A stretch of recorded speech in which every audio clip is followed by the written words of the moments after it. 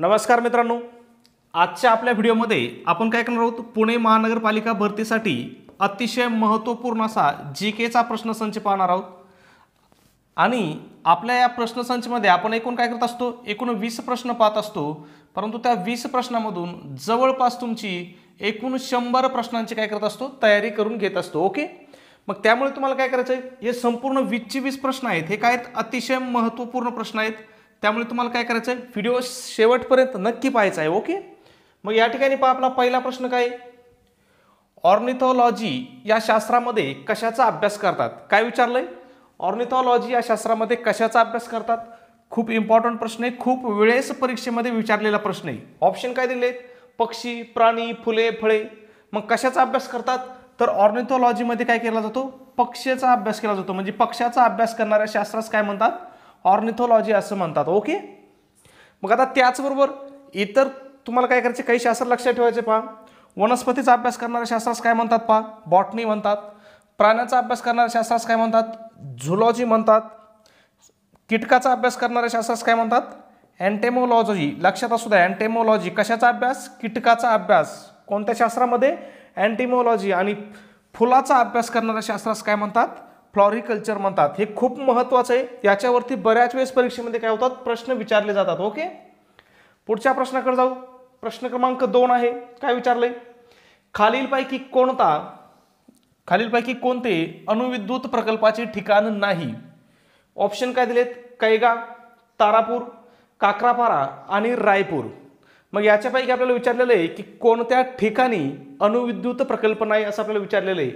मग तुम्हाला माहिती असेल, रायपूर या ठिकाणी काय अणुविद्युत प्रकल्प नाही आहे। मग आता याच्यावरती पहा, अणुविद्युत प्रकल्पावरती सध्या काय होतं, खूप वेळेस प्रश्न परीक्षेमध्ये विचारले जातात। मग हा कैगा अणुविद्युत प्रकल्प कोणत्या राज्यामध्ये आहे, हा प्रश्न आलेला आहे। कोणत्या राज्यामध्ये आहे, कर्नाटक राज्यामध्ये आहे। तारापूर कुठे आहे, तर आपल्या महाराष्ट्रामध्ये आहे। ओके, तारापूर अणुविद्युत प्रकल्प कुठे आहे, महाराष्ट्रात आहे। महाराष्ट्रातील कोणत्या जिल्ह्यात आहे, हाही प्रश्न आलेला आहे। कुठे आहे, पालघरमध्ये आहे। आणि काक्रापारा हा अणुविद्युत प्रकल्प कुठे आहे किंवा कोणत्या राज्यात आहे, तर हा गुजरात राज्यामध्ये आहे। लक्षात ठेवा, कैगा कुठे आहे, कर्नाटकमध्ये आहे। तारापूर कुठे, तारापूर अणुविद्युत प्रकल्प कुठे, महाराष्ट्रात आहे।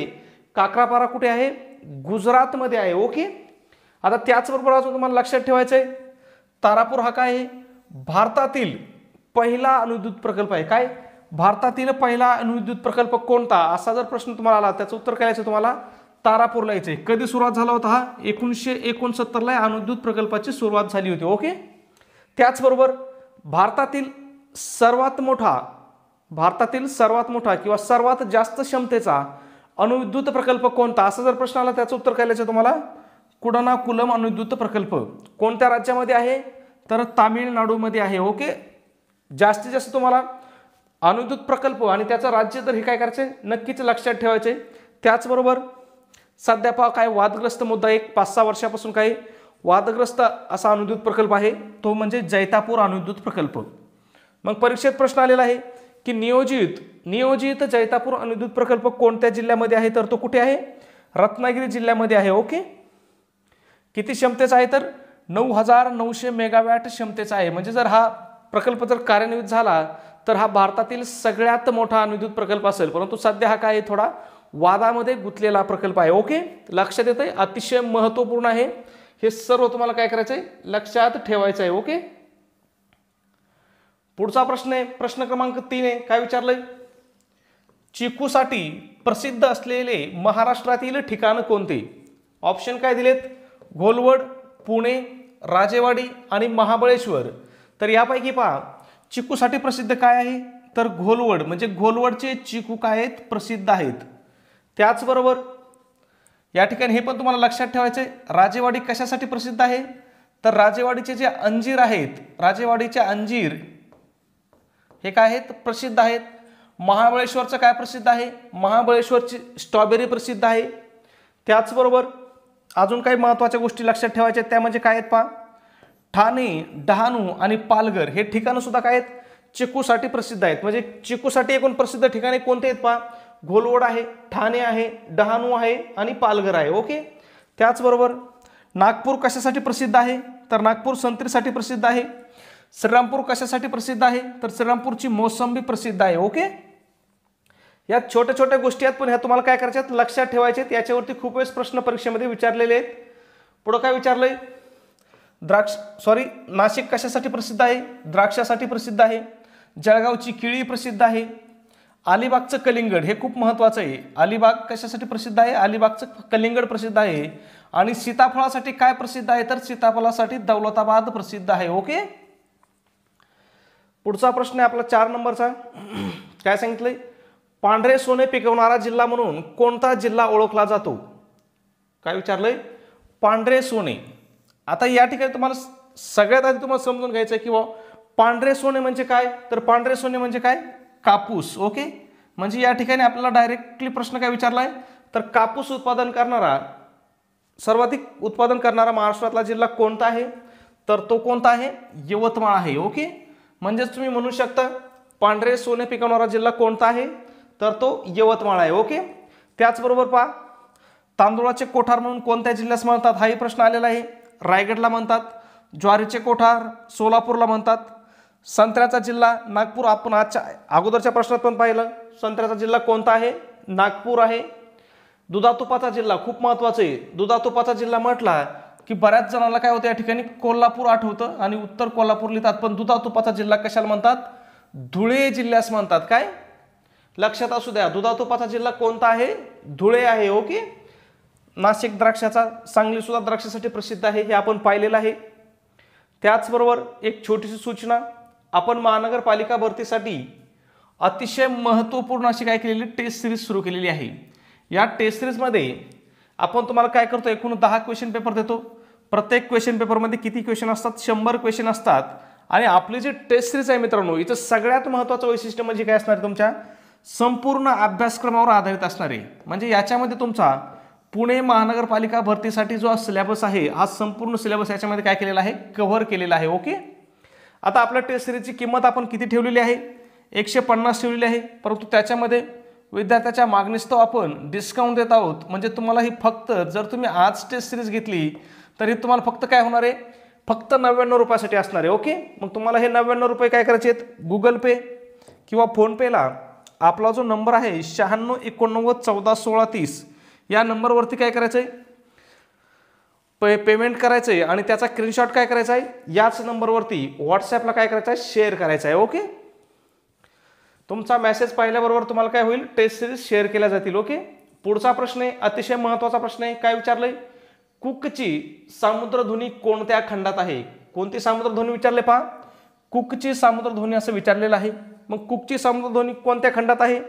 तर ती ऑस्ट्रेलिया खंडात आहे. लक्षात असू द्या, खूप महत्त्वाचा प्रश्न आहे. हे प्रश्न जे आहेत ना, असे प्रश्न तुम्हाला पुस्तकामध्ये सापडणार नाहीत. हे काय आहेत? आतापर्यंत आलेल्या परीक्षेमधील प्रश्न आहेत. ओके, आता लक्षात असू द्या, जी कुकची समुद्रधुनी आहे ही काय करते पहा, न्यूझीलंडला दक्षिण व उत्तर अशी विभागते. कोणती समुद्रधुनी? कुकची समुद्रधुनी. आणि त्या समुद्रधुनीला कुकची समुद्रधुनी का म्हणतात? तर काय झालं होतं पहा, जेम्स कुक हा जो खलाशी होता, कोणता खलाशी? James cook. या खलाशाने काय केलं होतं? ती सर्वात प्रथम ती पार केली होती. कधी? 1770 मध्ये. त्यामुळे या समुद्रधुनीस काय म्हणतात? कुकची समुद्रधुनी असं म्हटलं जातं. ओके, कुकची समुद्रधुनी कोणत्या खंडात आहे असा प्रश्न आला तर काय उत्तर लिहायचंय? ऑस्ट्रेलिया खंडात आहे. आणि असाही प्रश्न येऊ शकतो की कोणती समुद्रधुनी न्यूझीलंडला दक्षिण व उत्तर अशी विभागते? तर त्याचं उत्तर सुद्धा काय लिहायचंय? कुकची समुद्रधुनी असं लिहायचंय. ओके, त्याचबरोबर या ठिकाणी पहा, खूप वेळेस प्रश्न विचारला जातो की भारत व श्रीलंका दरम्यान कोणती समुद्रधुनी आहे? मग भारत व श्रीलंका दरम्यान कोणती समुद्रधुनी आहे? तर ती पाल्कची समुद्रधुनी आहे. त्याच्यानंतर या ठिकाणी रशिया व अमेरिका दरम्यान कोणती समुद्रधुनी आहे? हाही प्रश्न विचारलेला आहे. मग त्या ठिकाणी कोणती समुद्रधुनी आहे? बेरिंगची आहे. इंग्लंड व फ्रान्स यांच्या दरम्यान काय आहे? तर इंग्लंड व फ्रान्सच्या दरम्यान काय आहे? इंग्लिश खाडी आहे. ओके, आणि भारत पाकिस्तान दरम्यान कोणती खाडी आहे? तर खाडी काय? भारत आणि पाकिस्तान यांच्या दरम्यान आहे. आता हे लक्षात ठेवा, ही वरची खाडी कोणती होती?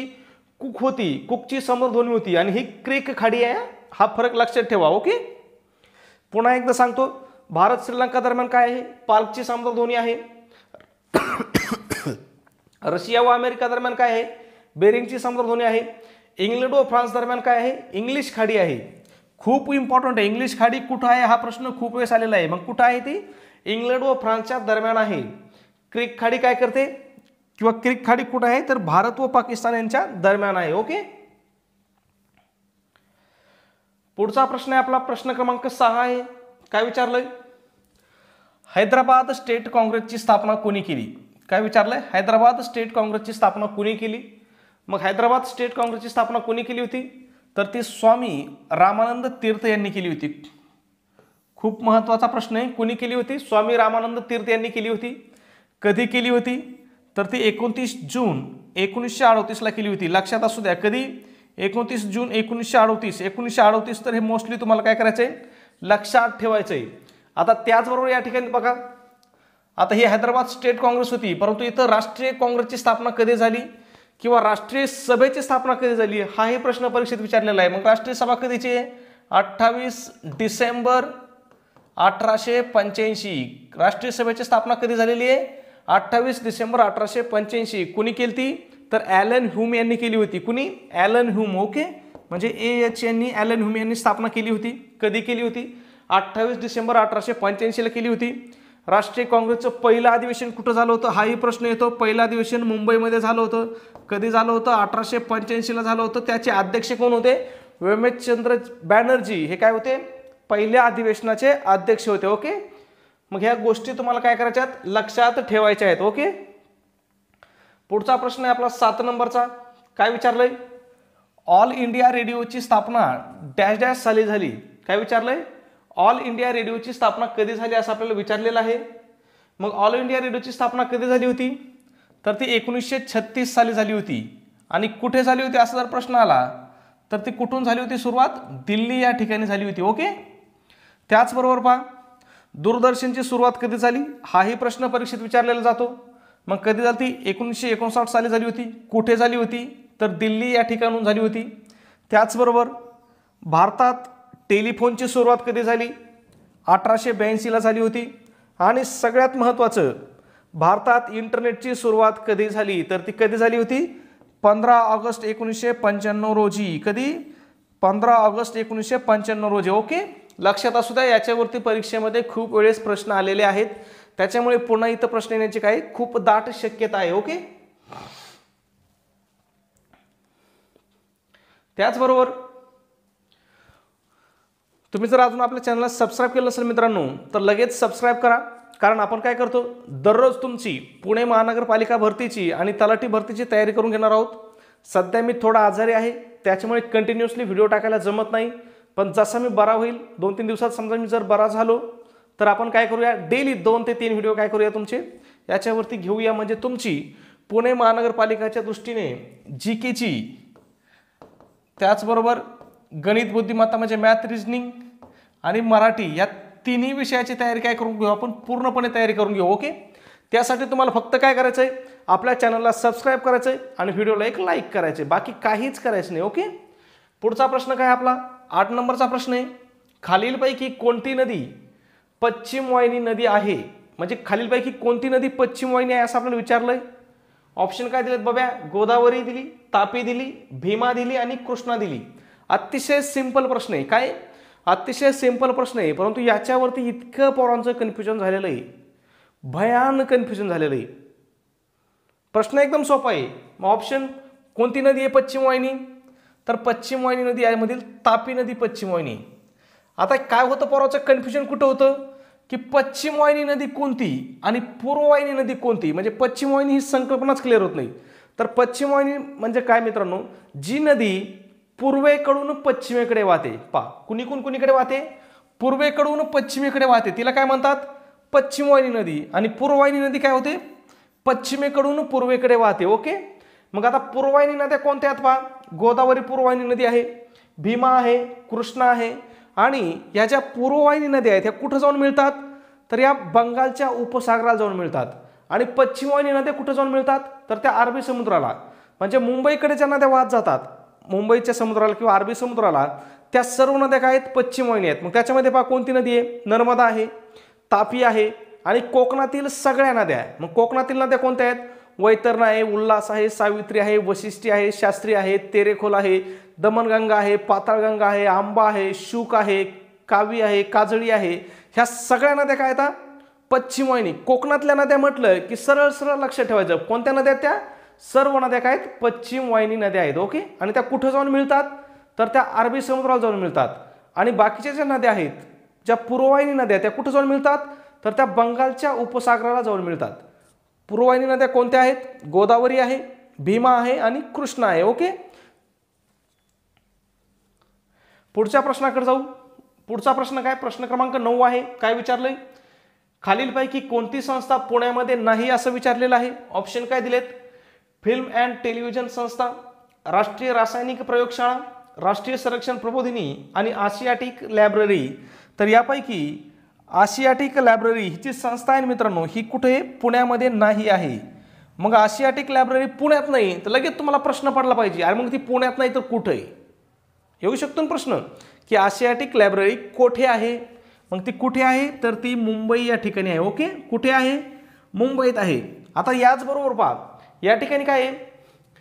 फिल्म अँड टेलिव्हिजन संस्था कुठे आहे? पुण्यामध्ये आहे. पण बऱ्याच वेळेस प्रश्न असा विचारला जातो की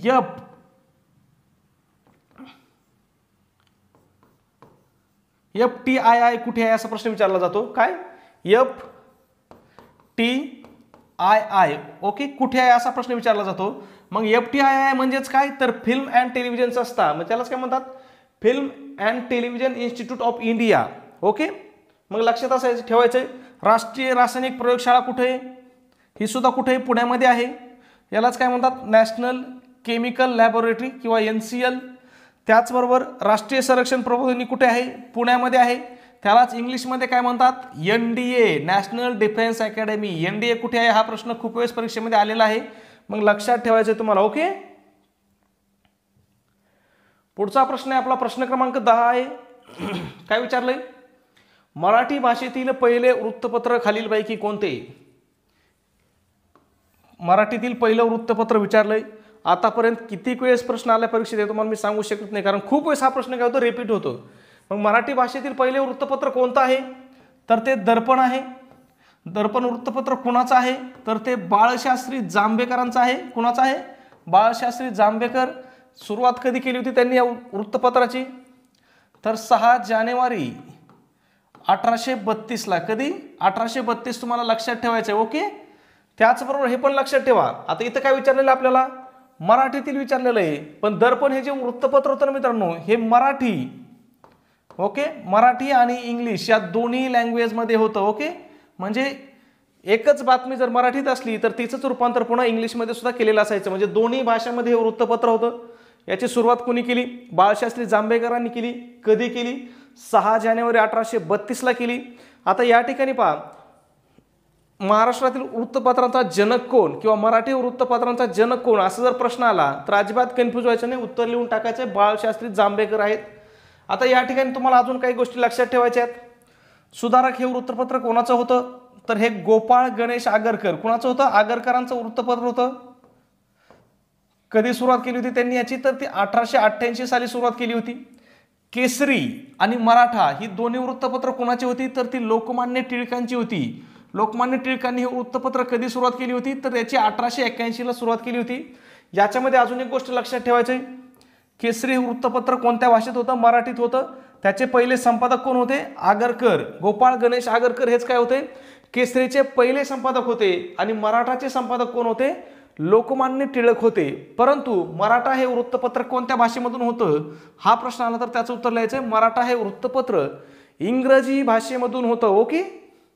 त्याचबरोबर भारतातील पहिले वृत्तपत्र कोणतं असं जर प्रश्न आला तर त्याचं उत्तर काय लिहायचं तुम्हाला? बेंगॉल गॅझेट लिहायचंय, किंवा याला दुसरं नाव होतं कलकत्ता ॲडवायझर. लक्षात असू द्या, बेंगॉल गॅझेट नाव होतं त्याचं, पण त्याला दुसरं नाव सुद्धा काय होतं? कलकत्ता ॲडवायझर होतं. कधी सुरू झालं होतं? 1780 ला. भारतातील पहिलं वृत्तपत्र कधी सुरू झालं असा प्रश्न आला तर काय लिहायचंय? 1780 ला झालं. कुणी सुरू केलं होतं? James Augustus Hickey. कुणी? जेम्स ऑगस्टस हिक्की याने भारतातील पहिलं वृत्तपत्र सुरू केलं होतं. त्या वृत्तपत्राचं नाव होतं बेंगॉल गॅझेट. कधी सुरू केलं होतं? तर ते 1780 ला सुरू केलं होतं. त्याचबरोबर महाराष्ट्रातील पहिले वृत्तपत्र कोणते? पहा, हा फरक लक्षात ठेवायचा. इथं काय आहे? महाराष्ट्रातील पहिले वृत्तपत्र आहे आणि इथं कोणतं आहे, मराठी भाषेतील पहिले वृत्तपत्र आहे. हा फरक लक्षात ठेवायचा आहे. मग महाराष्ट्रातील पहिलं वृत्तपत्र आलं तर काय लिहायचं तुम्हाला, बॉम्बे हेरॉल्ड लिहायचंय. कोणतं, बॉम्बे हेरॉल्ड. कधी झालं होतं, 1789 झालं होतं. बॉम्बे हेरॉल्ड नंतर काय झालं, बॉम्बे कुरिअर झालं होतं. ओके, दुसरं कोणतं असा प्रश्न आला तर काय लिहायचंय, बॉम्बे कुरिअर. ओके, मग हे सर्व तुम्हाला काय करायचंय, लक्षात ठेवायचंय. याच्यामधला फरक पण लक्षात ठेवायचा आहे. हे भारतातील पहिले वृत्तपत्र बंगाल गॅझेट कुणाचं होतं, जेम्स ऑगस्ट हिक्कीचं होतं. कधी आलं, 1780 आलं. महाराष्ट्रातील पहिले वृत्तपत्र कोणतं आहे, बॉम्बे हेरॉल्ड आहे. कधी आलं, 1789 आलं. आणि मराठी भाषेतील पहिलं वृत्तपत्र कोणाचं आहे, बाळशास्त्री जांभेकरांचं दर्पण हे वृत्तपत्र आहे. कधी काढलं होतं, 1832 काढलं होतं. आता हे दर्पण वृत्तपत्र पहा, याच्यावरती अजून एक प्रश्न येतो की हे दर्पण वृत्तपत्र कधी बंद पडलं, तर ते काय झालं, 1840 बंद झाले. मग त्याच्यानंतर बाळशास्त्री जांभेकरांनी काय केलं, दुसरं एक मासिक काढलं, दिग्दर्शन. दिग्दर्शन या नावाने काय केलं होतं, त्यांनी मासिक काढलं होतं. कधी काढलं होतं, 1840 काढलं होतं. मराठीतील पहिलं मासिक कोणतं, असं जर प्रश्न आला तर त्याचं उत्तर लिहायचं तुम्हाला, दिग्दर्शन. ओके, पुढचा प्रश्न आहे आपला प्रश्न क्रमांक 11 आहे. काय विचारलंय, भारतरत्न पुरस्कार मिळवणारी महाराष्ट्रातील पहिली व्यक्ती कोणती. प्रश्न सिंपल आहे. भारतरत्न पुरस्कार मिळवणारी महाराष्ट्रातील पहिली व्यक्ती कोण. मग ते कोण होते, तर ते धोंडो केशव कर्वे होते. धोंडो केशव कर्वे यांना कधी पुरस्कार भेटला होता, तर तो 1958 भेटला होता. कधी, 1958. आणि हेच यांचं काय होतं, जन्मशताब्दी वर्ष होतं. म्हणजे बाळशास्त्री धोंडो केशव कर्वे यांचा जन्म सुद्धा कधी झाला होता, तर तो 1858 झाला होता. 1858 जन्म झाला होता. आणि त्याच्या राईट 100 वर्षांनी, म्हणजे त्यांच्या 100व्या वाढदिवशी म्हणायचं, त्यांना काय मिळालं होतं, भारतरत्न पुरस्कार मिळाला होता. आता या ठिकाणी भारतरत्न पुरस्काराची सुरुवात कधी झाली, हाही प्रश्न विचारला जातो. तर कधी झाली होती, 1954 पासून झाली होती. आता त्याचबरोबर लक्षात ठेवा, महाराष्ट्रातील आतापर्यंत एकूण किती व्यक्तींना पुरस्कार भेटला आहे, तर एकूण 9 व्यक्तींना भारतरत्न पुरस्कार भेटला आहे. शेवटचा जो पुरस्कार आहे 2019चा, तो कुणाला भेटला होता, नानाजी देशमुख या महाराष्ट्रातील व्यक्तींना भेटला होता. हे लक्षात ठेवायचं. ओके, पुढचा प्रश्न आहे आपला प्रश्न क्रमांक 12 आहे. काय विचारलं याच्यामध्ये, ढगापासून कृत्रिम पाऊस पाडण्याच्या तंत्राला काय म्हणतात. तुम्ही पाहिलं असेल, ढगापासून कृत्रिमरित्या पाऊस पाडला जातो. विमान येतं, ढगाच्या वरून जातं, ते काहीतरी फवारतं त्याच्यावरती. मग त्याला काय म्हणतात, तर त्याला क्लाउड सीडिंग म्हणतात. म्हणजे ते काय करतं, ढगाची फवारणी करतं. ढगावरती काय करतं, सिल्वर आयोडाईड हे द्रावण किंवा कोरडा बर्फ हे काय करतं, त्याच्यावरती ते फवारतं आणि त्याच्यापासून काय होतं, पाऊस पडतो. त्यालाच काय म्हणतात, कृत्रिम पाऊस म्हणतात. ओके, पुढचा प्रश्न आहे आपला प्रश्न क्रमांक 13 आहे. काय विचारलंय, थुंबा हे उपग्रह प्रक्षेपण केंद्र भारतीय राज्याच्या किनाऱ्यावर आहे. म्हणजे इथं विचारलं आपल्याला, थुंबा हे जे उपग्रह प्रक्षेपण केंद्र आहे हे कोणत्या राज्याच्या किनाऱ्यावर आहे असं आपल्याला विचारलेलं आहे. मग ते कोणत्या राज्याच्या किनाऱ्यावर आहे, तर ते केरळच्या किनाऱ्यावरती आहे. म्हणजे केरळमध्ये आहे. ओके, त्याचबरोबर थुंबा या ठिकाणी काय आहे, हाही प्रश्न आलेला आहे. तर काय आहे, उपग्रह प्रक्षेपण केंद्र आहे. ओके, पुढचा प्रश्न आहे 14 नंबर. डॅश डॅश ही उल्हास नदीची उपनदी आहे. ऑप्शन काय दिलेत, काळू, वैतरणा, सावित्री, पोशीर. यापैकी काळू ही नदी काय, उल्हास नदीची उपनदी आहे.